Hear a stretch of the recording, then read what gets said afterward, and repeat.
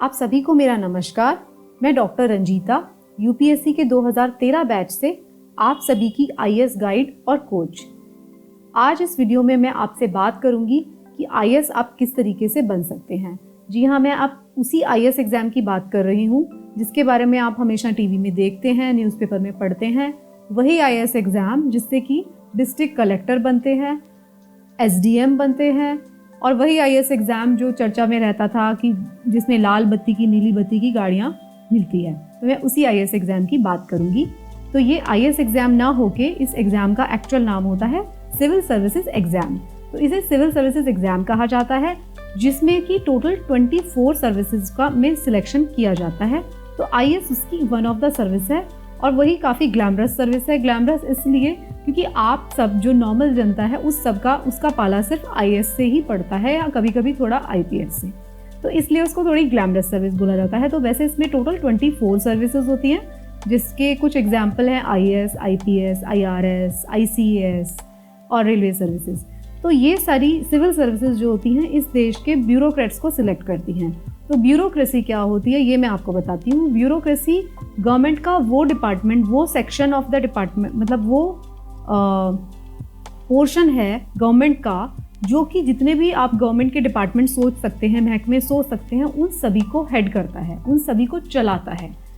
Political heads जो होते हैं वो हेड्स होते हैं जो आम जनता को नज़र आते हैं, बट किसी भी डिपार्टमेंट को एक्चुअल में चलाने वाला जो रियल हेड होता है वो उसके ब्यूरोक्रेट्स होते हैं। तो अल्टीमेटली वही उस डिपार्टमेंट को चला रहे होते हैं। जितने भी पॉलिसी फॉर्मेशन होते हैं, जो भी चीज़ें वो करते हैं, वो सारे ब्यूरोक्रेट्स होते हैं। तो जितने भी ब्यूरोक्रेट्स, जितनी भी सर्विसेज का मैंने नाम लिया, जिसमें से IAS one of the services है जो एडमिनिस्ट्रेशन संभालती है, रेस्ट ऑफ द सर्विसेज हैं वो अपने अपने डिपार्टमेंट में उन सब चीज़ों को संभालती हैं जिस डिपार्टमेंट में उनको पोस्ट किया जाता है। तो इस एग्ज़ाम को इस देश का ही नहीं दुनिया का भी सबसे मुश्किल एग्ज़ाम माना जाता है। तो ये एग्ज़ाम क्यों मुश्किल माना जाता है? ये इसलिए मुश्किल एग्ज़ाम है क्योंकि इस एग्ज़ाम में कुछ 3 स्टेजेस में एग्ज़ाम लिया जाता है और इसका सिलेबस थोड़ा सा ज़्यादा होता है। एक्चुअल में ये एग्ज़ाम मुश्किल एग्ज़ाम नहीं है। ये एग्ज़ाम सिर्फ इसीलिए मुश्किल है कि लोगों को ये पता नहीं है कि इस एग्ज़ाम को क्लियर कैसे करना है। मैं आपको एक छोटा सा एग्जाम्पल देके बताती हूँ कि अगर आपको चंडीगढ़ से दिल्ली आना है, फॉर एग्जाम्पल सपोज आपको चंडीगढ़ से दिल्ली आना है, तो आपको चंडीगढ़ से दिल्ली पहुँचने के लिए चंडीगढ़ से एक साउथ डायरेक्शन में चलना पड़ेगा, तभी दिल्ली आएगा। बट सोचिए कि आपको वो डायरेक्शन नहीं पता, आपको नहीं पता कि आपको साउथ में चलना है और आपने ईस्ट वाला रास्ता ले लिया, तो क्या आप कभी दिल्ली पहुंच सकते हैं? आप नहीं पहुंच पाएंगे। तो same is applicable for this exam also. अगर आपको राइट डायरेक्शन पता नहीं है, आपको ये नहीं पता कि इस एग्ज़ाम को पढ़ना क्या है और किस तरीके से पढ़ना है, तो आपको इस एग्ज़ाम को क्लियर करना सच में डिफ़िकल्ट हो जाएगा।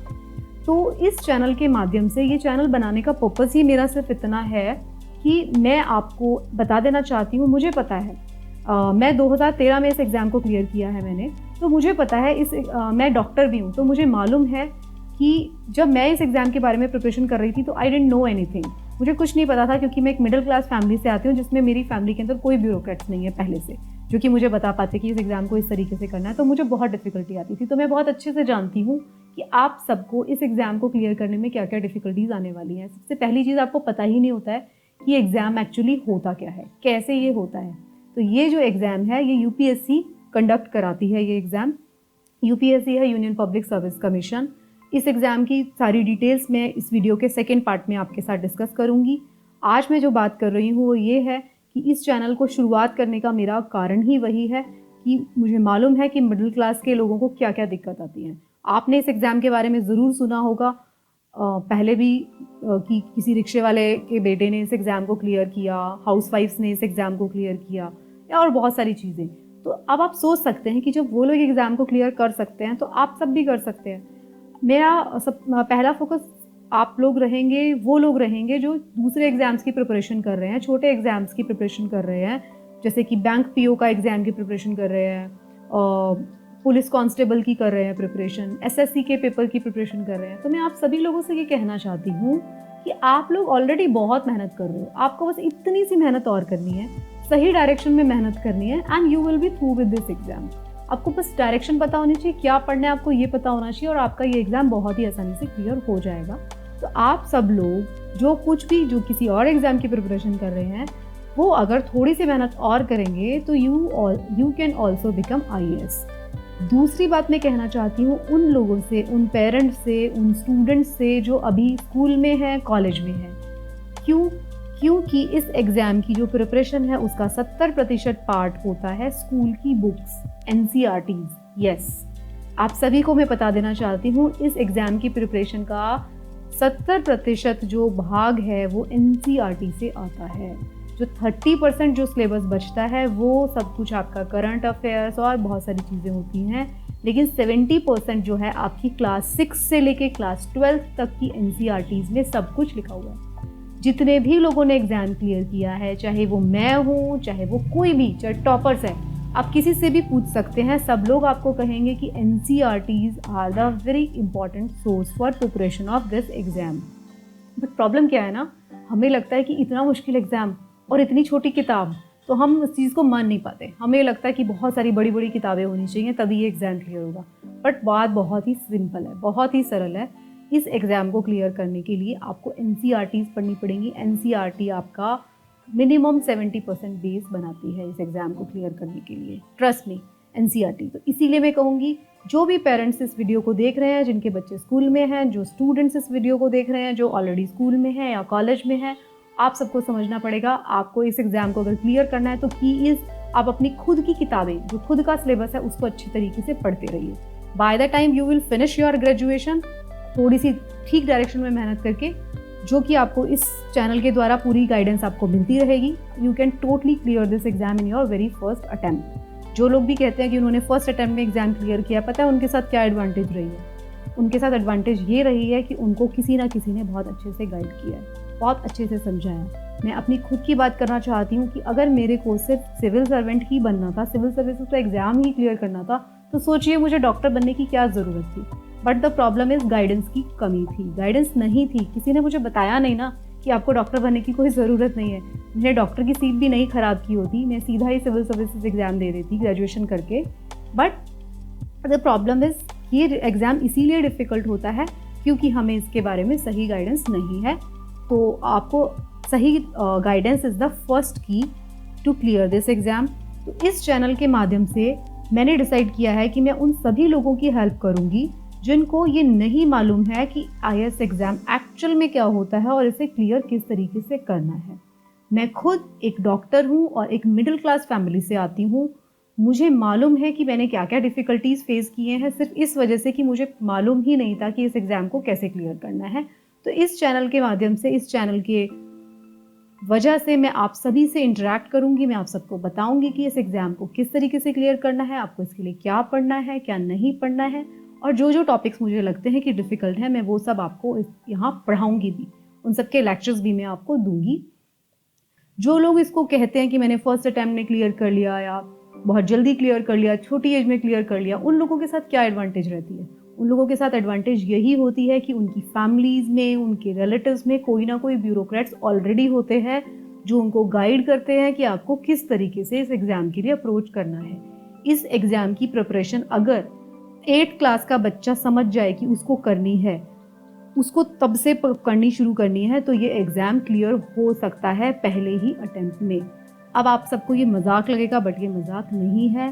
तो अगर आप जो भी पेरेंट्स इस वीडियो को देख रहे हैं, अगर आप अपने स्कूल के बच्चों को मोटिवेट कर पाएँ कि वो अपनी सिर्फ स्कूल की किताबों को अच्छी तरीके से पढ़ ले, तो जब तक वो कॉलेज में पहुंचेंगे और कॉलेज ख़त्म करेंगे तो वो फर्स्ट अटेम्प्ट में अपना एग्ज़ाम क्लियर कर पाएंगे। तो this is a logical thing which I am telling you. मैं लॉजिक के साथ आपको बता रही हूँ कि स्कूल के बच्चों की किताबें ही पढ़ते हैं हम सब लोग। मैं 2013 बैच से हूँ। मैं आपसे इसीलिए बात कर रही हूँ क्योंकि खुद मैं इस एग्ज़ाम को क्लियर किया, मैं खुद एक ऑफिसर हूँ, तो मैं बता सकती हूँ आपको कि इस एग्ज़ाम को क्लियर करने के लिए क्या क्या आपने पढ़ा है। हम सब के सब ऑफिसर्स वही NCERTs पढ़ते हैं। तो सबसे पहली चीज़ जो मैं आपको बोलूँगी, स्कूल स्टूडेंट्स NCERT से ही पढ़ाई शुरू करते हैं। तो अगर आप एक यंग स्टूडेंट हैं, आप एक कॉलेज के स्टूडेंट हैं, या आप एक पेरेंट हैं, या फिर आप एक ऐसे इंसान हैं जो बाकी किसी और एग्ज़ाम की प्रिपरेशन कर रहे हैं, तो आई विल से कि आपको थोड़ी सी मेहनत और करनी है और उसको सही दिशा में मेहनत करनी है, तो आप इस एग्ज़ाम को क्लियर कर सकते हैं। सेकेंड जो मिथ है, आपको लगता होगा कि इस एग्ज़ाम को क्लियर करने के लिए कोचिंग इंस्टीट्यूट की ज़रूरत है, तो ऐसा नहीं है। राइट डायरेक्शन में पढ़ाई करके, सेल्फ स्टडी करके आप इस एग्ज़ाम को क्लियर कर सकते हैं। गाइडेंस की कमी की वजह से बहुत सारे लोग जिनके अंदर पोटेंशियल है, ह्यूज पोटेंशियल है, वो इस एग्ज़ाम को क्लियर नहीं कर पाते क्योंकि उनके पास राइट डायरेक्शन या राइट गाइडेंस नहीं है। तो आई विल से कि आप जिन लोगों ने भी अभी तक चैनल सब्सक्राइब नहीं किया, प्लीज़ सब्सक्राइब कर लें, और जिस किसी को भी राइट डायरेक्शन की ज़रूरत है, राइट गाइडेंस की ज़रूरत है, उसको ज़रूर बताएं। तो अब हम बात करते हैं कि ये एग्ज़ाम क्लियर करने के लिए आपको क्या करना होता है। IAS बनने के लिए आपको एक एग्ज़ाम देना होता है जो कि 3 स्टेजेस में एग्ज़ाम होता है। ये एग्ज़ाम कंडक्ट करती है UPSC, union public service commission. Detail में हम सेकेंड वीडियो में बात करेंगे कि UPSC क्या होता है, वो कौन सी 3 स्टेजेस हैं, उसमें क्या क्या पेपर्स होते हैं और उसमें क्या क्या पूछा जाता है, तो उसके बारे में हम डिटेल में बात करेंगे। मैं आपसे ये बताऊंगी कि किस किस टॉपिक के लिए, कौन कौन से सिलेबस को कवर करने के लिए आपको कौन कौन सी किताबें पढ़नी है और किस तरीके से पढ़नी है, ये मैं आपको दिखाऊंगी। मैं आपको दिखाऊंगी कि लास्ट 3 सालों में कट ऑफ क्या गया है, कितने मार्क्स पे ये एग्ज़ाम क्वालिफाई होता है, इस वीडियो के सब्सिक्वेंट पार्ट में। तो इस वीडियो के नेक्स्ट दोनों पार्ट्स को आप ज़रूर देखें। इस एग्ज़ाम को क्लियर करने के कुछ एलिजिबिलिटी क्राइटेरियाज होते हैं। तो ये देखिए, आपको शायद स्क्रीन पे नज़र आ रहा है। इसको एग्ज़ाम को निकालने के लिए, इस एग्ज़ाम में बैठने के लिए सबसे पहले आपकी एलिजिबिलिटी होनी चाहिए। आपकी योग्यता क्या होती है? तो योग्यता में जो सबसे पहली योग्यता होती है वो ये है कि अगर आप IAS, IPS और IFS का एग्ज़ाम देना चाहते हैं, 3 सर्विसेज स्पेशल, तो इन तीनों के लिए आपको भारत का नागरिक होना बहुत ज़रूरी है। बाकी की जो सिविल सर्विसेज और हैं, मैंने बताया था 24 सर्विसेज हैं टोटल, हम आगे बात करेंगे। तो बाकी सर्विसेज के लिए आप जो है इंडिया का सिटीज़न भी हो सकते हैं, नेपाल के भी सिटीज़न हो सकते हैं, भूटान के भी सिटीज़न हो सकते हैं, तिब्बत के रिफ्यूजी भी हो सकते हैं, और यहाँ पे लिस्ट दी हुई है, आप माइग्रेंट भी हो सकते हैं, पाकिस्तान, बर्मा, श्रीलंका और अफ्रीकन कंट्रीज़, इन सब के माइग्रेंट भी हो सकते हैं, वहाँ से माइग्रेट होके भी आए हुए हो सकते हैं, तो भी आप एलिजिबल हैं ये एग्ज़ाम देने के लिए। फिर दूसरी बात कि इसमें एक कुछ एज लिमिट है, इस एग्ज़ाम में कुछ एज लिमिट है।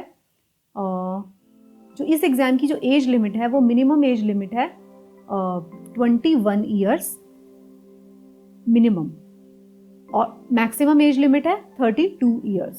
तो मिनिमम एज लिमिट है 21 साल और मैक्सिमम एज लिमिट है 32 ईयर्स फॉर जनरल कैंडिडेट्स, और 5 साल का रिलैक्सेशन मिला हुआ है SC और STs को, 3 साल का रिलैक्सेशन एज में मिला हुआ है OBCs को, और एक्स सर्विसमैन को भी 5 साल का मिला हुआ है रिलैक्सेशन, और साथ में अगर आप दिव्यांग जन हैं, हैंडीकैप्ड हैं, तो भी आपको 5 से 10 ईयर्स का रिलैक्सेशन, मिनिमम 10 ईयर्स का रिलैक्सेशन मिला हुआ है इस सर्विस का एग्ज़ाम देने के लिए। इस एग्ज़ाम का फॉर्म हर साल निकलता है, तो उस एग्ज़ाम फॉर्म में, नोटिफिकेशन में जो फॉर्म निकलता है उसमें ये सारी चीज़ें मेंशन होती हैं कि आपका एलिजिबिलिटी क्राइटेरिया क्या क्या है। इस एग्ज़ाम का फॉर्म अप्लाई आपको ऑनलाइन करना होता है। ऑनलाइन माध्यम से, कंप्यूटर के माध्यम से आप UPSC के वेबसाइट पर जाकर इसको ऑनलाइन अप्लाई कर सकते हैं। मैं आपको वेबसाइट का लिंक भी बता दूंगी, आप कहाँ से इसको अप्लाई कर सकते हैं। तो जब भी इस एग्ज़ाम की नोटिफिकेशन निकलती है, साल के शुरुआत में ही इसका एग्ज़ाम का नोटिफिकेशन निकलता है, तो आप उसका एग्ज़ाम का फॉर्म भर सकते हैं। ये पहली बात। इस एग्ज़ाम की फ़ीस बहुत ही मामूली सी रखी गई है, 100 रुपये की फ़ीस है। और अगर आप एक फीमेल कैंडिडेट हैं, आप SC ST से बिलोंग करते हैं, या आप विकलांग, जिसको दिव्यांगजन कहते हैं, हैंडीकैप्ड हैं, तो भी आपको कोई फीस नहीं देनी है। तो ये एक सिंपल सा प्रोसीजर होता है कि आप उस एग्ज़ाम का फॉर्म अप्लाई कर सकते हैं। फॉर्म कहाँ निकलता है, कितने स्टेजेस में एग्ज़ाम होता है और उसमें क्या क्या पूछा जाता है, ये हम इस वीडियो के नेक्स्ट पार्ट में देखेंगे। इसी तरीके की सारी इन्फॉर्मेशन को जानने के लिए आई विल स्ट्रांगली इंसिस्ट कि आप मेरे चैनल को सब्सक्राइब करें। आपको लगता है आपके बच्चे, आपके दोस्त, आपके फ्रेंड्स, आप खुद, उन सबको शेयर भी ज़रूर करें इस चैनल के बारे में। और मैं आपको सिर्फ और सिर्फ मोटिवेशनल वीडियोस तो दूंगी ही, गाइड तो करूंगी ही, साथ में मैं आपको डिफ़िकल्ट टॉपिक्स इस चैनल पर पढ़ाऊंगी भी। ज्योग्राफी के कुछ डिफ़िकल्ट लेक्चर्स मैं ऑलरेडी डाल चुकी हूँ, और जो मुझे टॉपिक्स लगता है कि आप लोगों को समझने में दिक्कत होती है, वो मैं अपने तरफ से इस चैनल पर डालती रहूँगी। तो मेरे सारे वीडियोस देखने के लिए kindly subscribe. Thank you so much. अच्छे से पढ़ाई करें। Best of luck. Bye bye.